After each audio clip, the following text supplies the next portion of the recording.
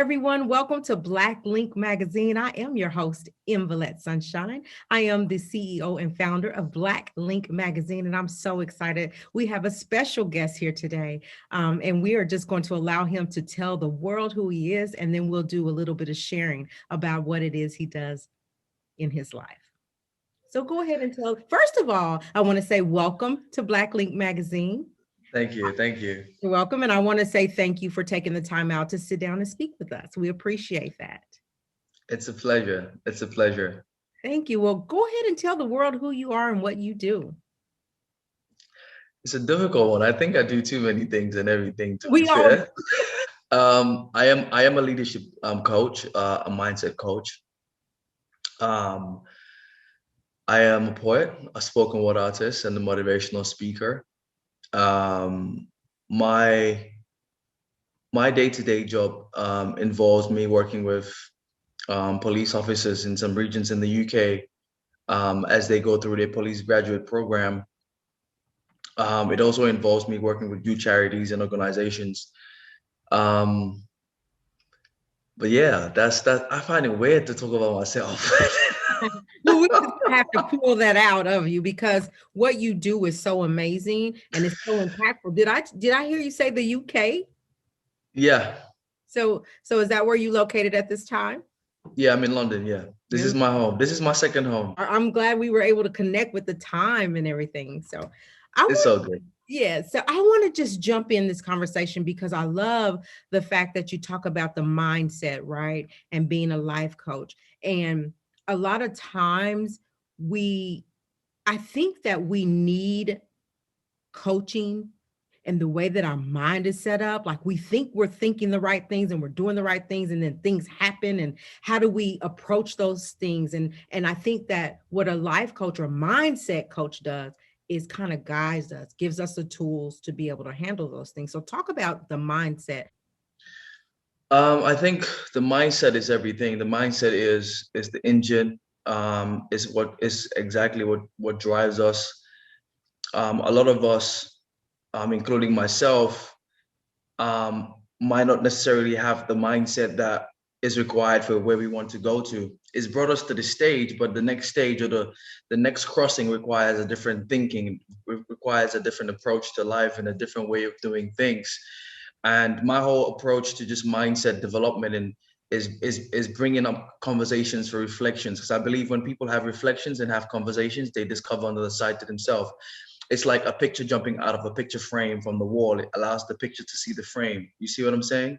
Yes. So for me, mindset coaching and mindset developing really is fine tuning your mind, questioning some of your strongest beliefs, understanding that sometimes your upbringing can be your greatest friend, but can also be your greatest enemy, in challenging those things. But yeah, Wow. Sometimes exactly. people don't know how to change that mindset. Yeah, the thing is, when you're clear about where you want to go to or where you're heading, the next thing is to be clear about what that place requires. If you want to go to the US, you want to go to parts of the world, you need to get a visa, right? You need to get that stamp. Need to get that stamp. You might have to get the stamp before you get to the country, or when you get to the airport, you get the stamp before they let you through immigration, right? So it's the same thing. So when you want something, or you're aspiring towards something, you need to first of all understand what kind of mindset is required. One practical way of really pushing yourself is to just hang around people who think differently, or people who are already where you want to be, Exactly. because they're wired differently. And then you realize when you're with the right people, they'll push you, they'll challenge you. If you're with people that are not pushing you and challenging you, that means you're inside your comfort zone. You see. Absolutely. So the first practical step is to have the conversations and be in the environments that forces you to get that stamp, so you can cross over, so you can get that stamp, so you can make that exit. So I think the most practical way is hanging around and having the conversations. The reason why people hire coaches and things of that nature is to have somebody to push them, to push their thinking, or a personal trainer is to get somebody to push you beyond your thinking and how you see things. Yeah, I agree. I agree with that. Because life is too short to try and figure it out all out by yourself. Yeah. If somebody has done it before and they have a book and they've written their 25-year experience in the book, go read it so you can finish that book in the week and pick up the 25-year experience in a week or 2 weeks, or for however long it takes you to finish that book. And the thing about it is, the first thing about mindset change is understanding that whatever you tune into, you turn into. So true. Yeah. It's what you're thinking. If you can just think positive and say positive things. When I ask you how was your day today, make it a good day. When you wake up, make it a point that I'm going to make it a good day. Wow, women helping other women learn, grow, and empower. Learn new things, grow from what you learn, empower others to do the same. Helping you to create a plan for your life, vision for a better life. Get connected to resources, seminars, trainings, women helping other women with the gifts that they have. Join WOW now. Why not? You talked about being a public speaker. So what are some of the topics that you go out and talk about? And what's your target audience? Is it a wide range of people? And what are we speaking about? It's a wide range of people, to be fair. I do speaking at organizations. Of late, I've done a few at youth charities. Mhm. So there's an organization I used to work for, Princess Trust. I did a talk for them last week, Wow. and the talk was around. It's also always around mindset, but it's around seeing the dualities of realities. And what I mean by that is things might be going bad, and Right. it's okay to recognize it. Right. Also, take time to recognize what's going good. I like that. Right? There might be an unemployment happening. We get it. There might be anxiety, lack of confidence. But what else is going good? What else? Tell me something about you. What about your values? Tell me something that means something to you that's also happening at the same time.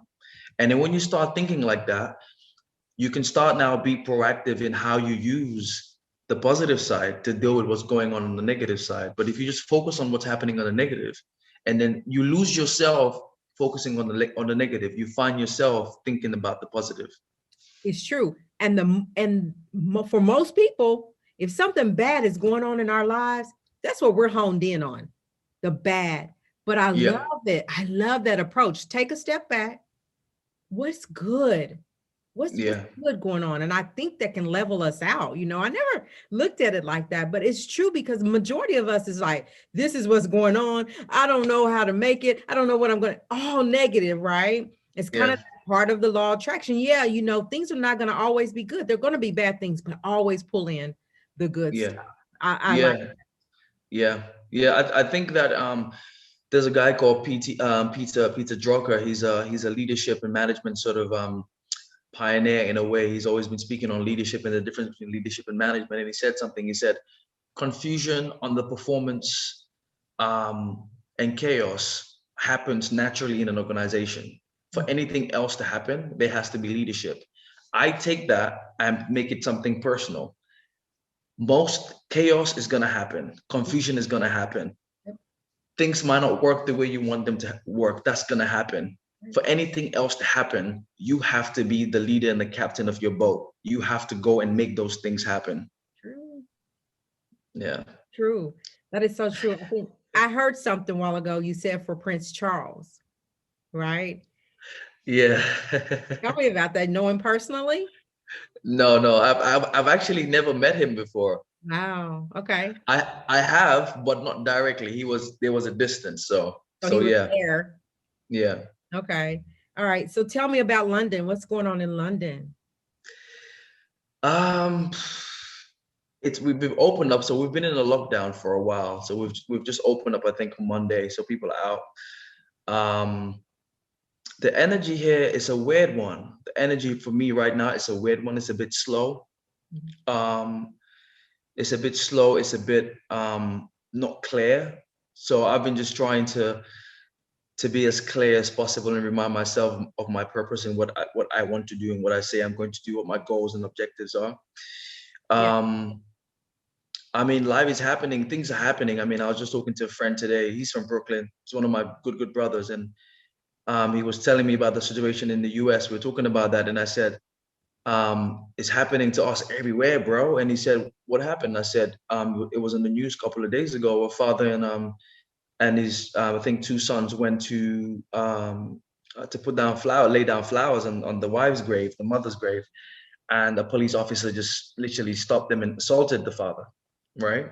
This is in the UK, And he's like, what? I was like, yeah. I said, things like that don't get the same publicity because as a nation, we're not as big and we're not really a hegemon like the US is. And if something happens if they say if the US sneezes, the world catches a cold, and that's with everything else. So it happens in the UK as well. And you have all that energy going on. But when those things are happening, I remind my friends and myself to stay centered because like Toni Morrison said, the biggest point of racism is distraction, Oh, and is distraction from self, wow. distraction from doing really what's important for you, what's important for your community. You might spend your whole time trying to convince a lemon tree to become mango. It would never would become mango. Okay. So why wouldn't you just go and plant your own trees and plant your own mangoes and plant your own lemons? You know what I mean? Make chills. Um, Yes, yes. yeah, Because it's just I was kind of hesitant about bringing that up, right? Because I thought, you don't hear about that in the UK, not the UK, right? But it's so happening, and it's happening more. I feel like more and more. It's not getting better. And so, what do you have conversations with your other counterparts? Do you have conversations about that, or is it that you're in the UK and you really don't talk about that? we do. I work with police officers, Okay. so So, part of the reason okay, let me ask you this before you go on. I'm sorry. So, are they all white police officers? mainly, yeah. Okay, let's talk about the conversations you have. So some of the conversations I have is really about, first of all, is recognizing that most of the police officers that I speak to want to be an officer because they want to have an impact in the lives of people. Yes, yes, got it. And those are all the conversations I've always had. People wanting to make an impact, people that want to make an impact in the police force, but also make an impact in communities, people that want to be mentors to young people in communities, people that have left their jobs that are paying them way more money and they're losing out just to be police officers. So that's the first thing. Right. The second thing is having conversations that take them outside what they've known. Mm, The more we have conversations that take each other outside what we've known, the better we become as people, because we get educated, right? right? Because what happens is when people see you and they've never been around you, but all they've seen is what's on TV, when they're looking at you, they're not seeing you, they're seeing everything they've seen before you, So, same kind of conversations we're having, right? right? I didn't know. I wasn't aware. I didn't even know I was offending anyone. It's just what I've been taught. No one taught me any different. I want to learn. That's what I'm saying. Not the, it's the not knowing. Is the not knowing, and there has to be from my side, my growth has been to not allow my pain to drag more people into the same path that has created my pain in the first place, Whew, that's deep. right? I said to somebody one time, I said, and this might sound controversial, I said that Black people might need freedom, but white people also need liberation. Liberation from what they've been raised to think, liberation from what they've been made to believe. Exactly. Because I want my son to be out there with a white boy and be able to play with that white boy and feel safe. Exactly. And for that to happen, I need to speak to both of them. Exactly. Yeah. Exactly. Because the white boy, maybe that he doesn't choose to be like that, but it was Yeah. a force because that's all he grew up around, and that's all he's been taught. That's all he knows. But when Yeah. you can bring it together and have the conversation with the two, he's like, that's not who I am. Exactly. I want to do this, right? Exactly. It's always about education, It's always. in ourselves. We have to stay learning. We have to Yeah, we have to. You see, nobody wakes up in the morning to hate. Hate is a very heavy thing to carry. start It's a, things. it's shackles. You don't. It's too heavy. Nobody wants to carry hate. Most times people carry hate because of resentment or because of lack of information or because of fear. If you educate people and you empower them, they can let go of those shackles, and then hate can go, and they'll embrace love because love is something that's just natural. It's just there, but needs to be activated. Yeah, I think so. I always use this scenario. When kids are born, you get couple of kids together in a room at daycare, wherever, small kids. They just say, he has toys. I want to play with him. He's doing this. I want to run. You want to swing? You want to do this? Come on, friend. Come on, friend. Yeah, Until exactly. put in them. And so, That's it. right, like we're not born with prejudice. I don't believe it. No. It's a taught, educated, learned thing. Yeah, it is. It really, really is. And we have to, it's the collective elevation of the human race that's gonna fix all of this, most of this. Right. BlackLink Magazine, the right magazine, the right purpose. We aim to elevate your business to the next level through advertisements, features, and interviews. Contact us today, www.blacklinkmag.com. Right. You know, I created BlackLink Magazine because not for Black people, you know, I mean, okay, yes, it is. And I embrace my culture, but to say, look, we can all exist in the same place. We can do business together.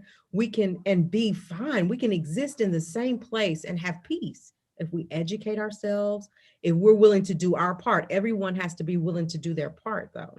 Everyone has to willing to want to be a better person. To be better than you were the day before, just to be better, period.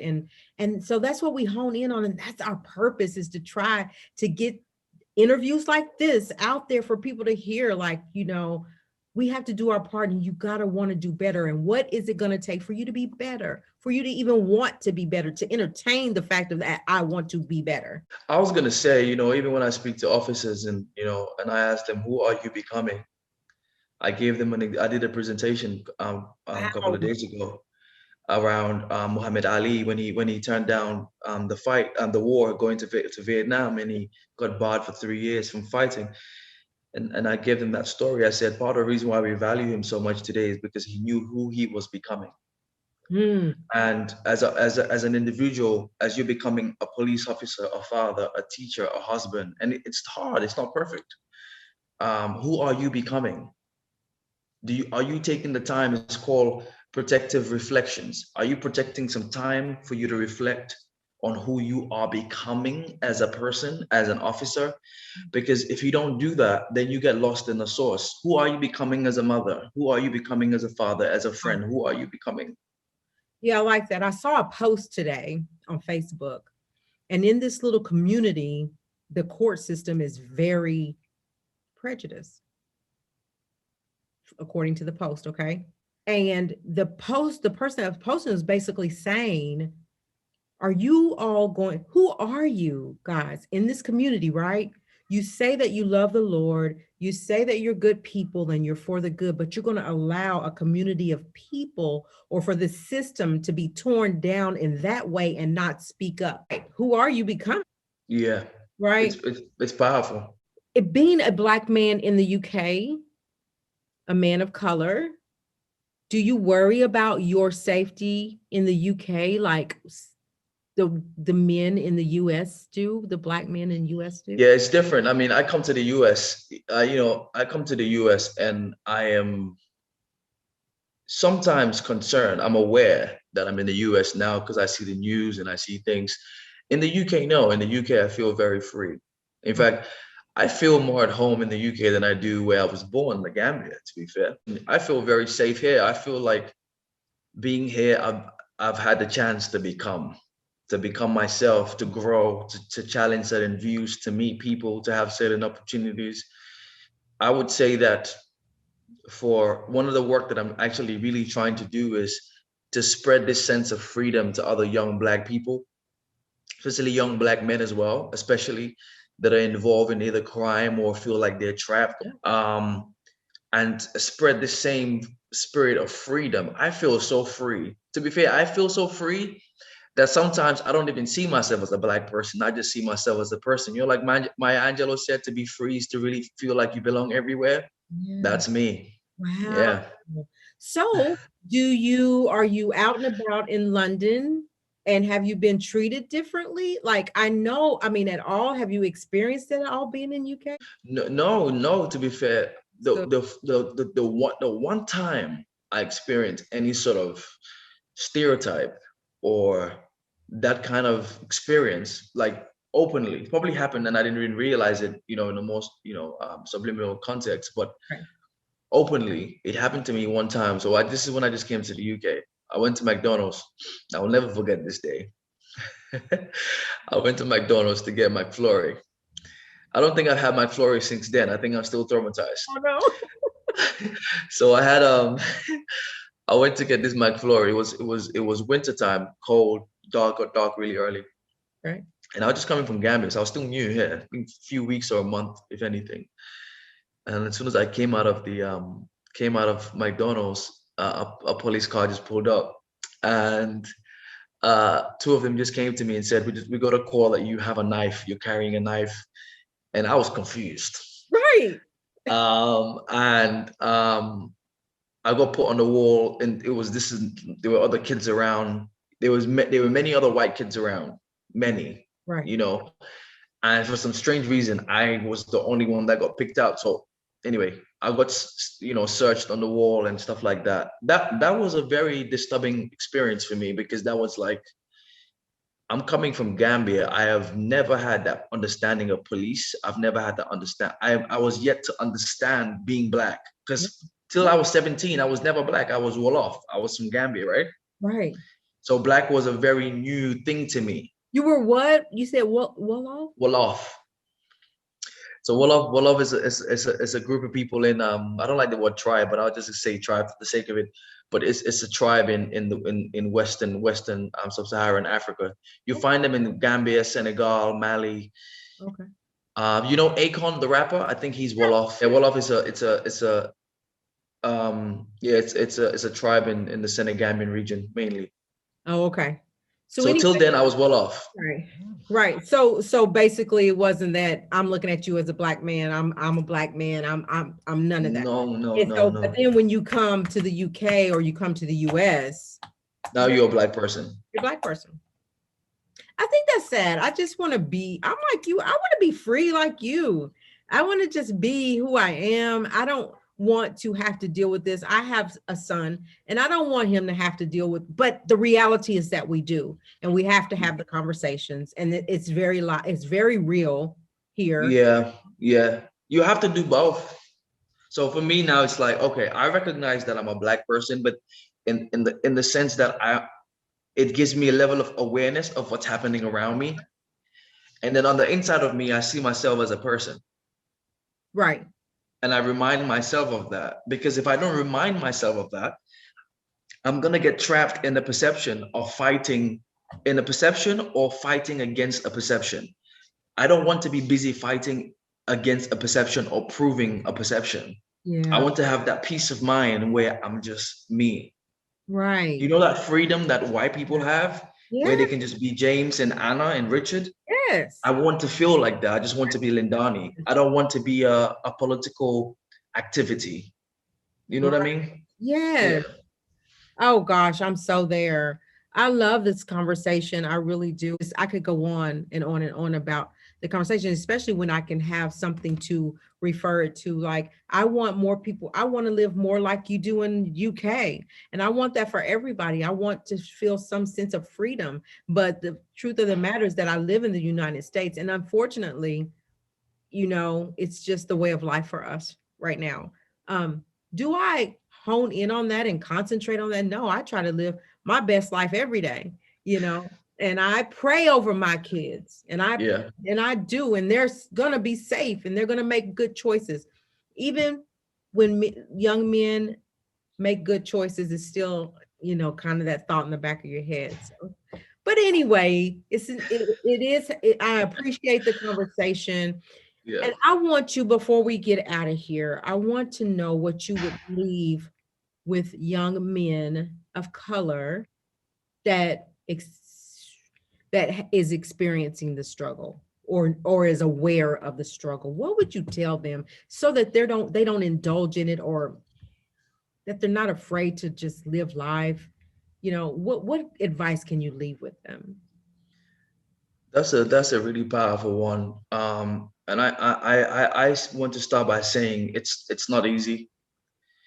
When you wake up in the morning, the day you discover that your skin tone is a political statement, it has a historical um, a Yeah. historical pain and attachment that is not so much more in your favor, that day becomes a different day when you realize that.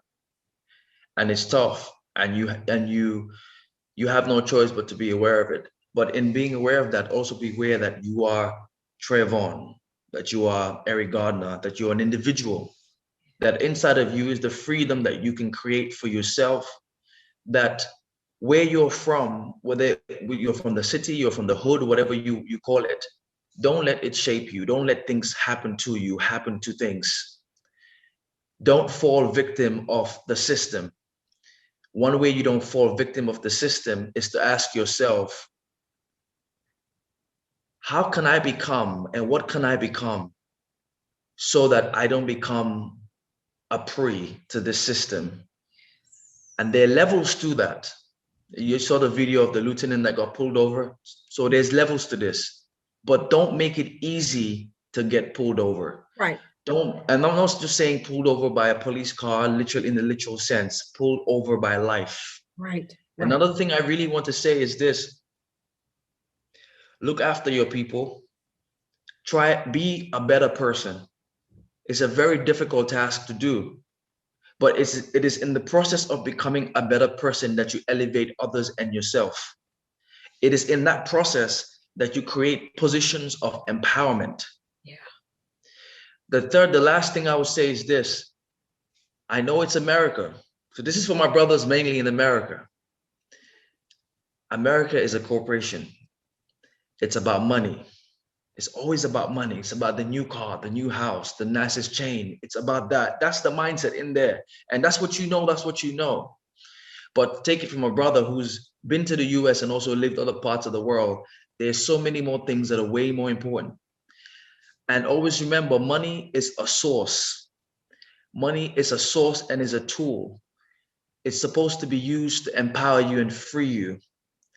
Don't see it as a means to an end. It is not the last stop. It is what you use to get to the various stops that you need in life. Love it. Don't run after it. If you run after it, money will happen to you. You happen to money. You take control of that. I know the flash, I know the culture and all those things is there. I get it. Find you a good woman who's not worried about those things. Yeah. Become a great man who will make a woman not worry about those things. But I can go on and on. And also travel. Come to London, catch a flight. Gambia now, there are many Americans in Gambia, African Americans in Gambia. They have their own community there across the whole continent. Don't sit where you are. Get on the plane, put some change together, travel, and it's gonna open your mind. But yeah, hopefully that helps. I love it. Oh my gosh, I could listen to you all day. Thank you. Thank you so much. I appreciate you. And I cannot wait to get this story in the magazine for Juneteenth. I Thank cannot you. wait.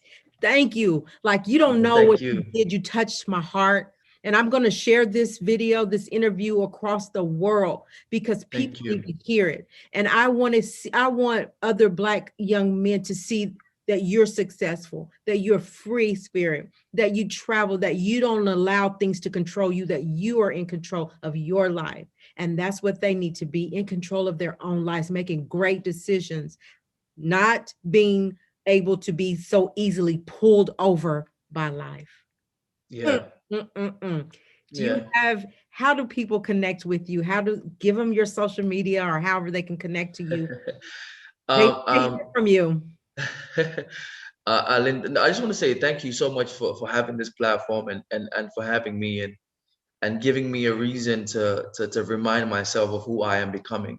Yes. Um, it's been a blessing, and thank you so much for doing this and being a light. You see, um, but people can find me anywhere. I am Lindani. Just type in "I am Lindani" on Twitter or Instagram. They'll find me. Or you can just subscribe to my website at iamlindani.com. I have a poetry project coming out in May, and the whole idea of that poetry project is actually about what I was talking about, being free. I want, is it virtual? So it's gonna be so I'm doing the listening virtual is on the 21st. So I'll get the details to you. 21st of May. The release date is on the 25th, but there'll be a virtual listening event on the 21st. So That's please amazing. try to get that. So the reason I asked about May 21st, if it was going to be virtual, I actually just incorporated a poet writer for the magazine, something we've never done before. And I want you guys to connect. He's Oh yeah. amazing, and he stands for foster children. And so Mm, I was mentioning it to him because Taylor and I spoke about it. And so if you can get that information, maybe I can connect y'all and have him in that virtual to listen to you and that'd support be amazing. Yeah, support that'd be you. amazing. Yeah, Yeah. that'd be beautiful. Okay. That'd be beautiful. All right, you guys, thank you so much for being here and for listening in. Leave your comments below. Otherwise, you guys, thank you so much for being here. Respect yourself, respect each other. We are done.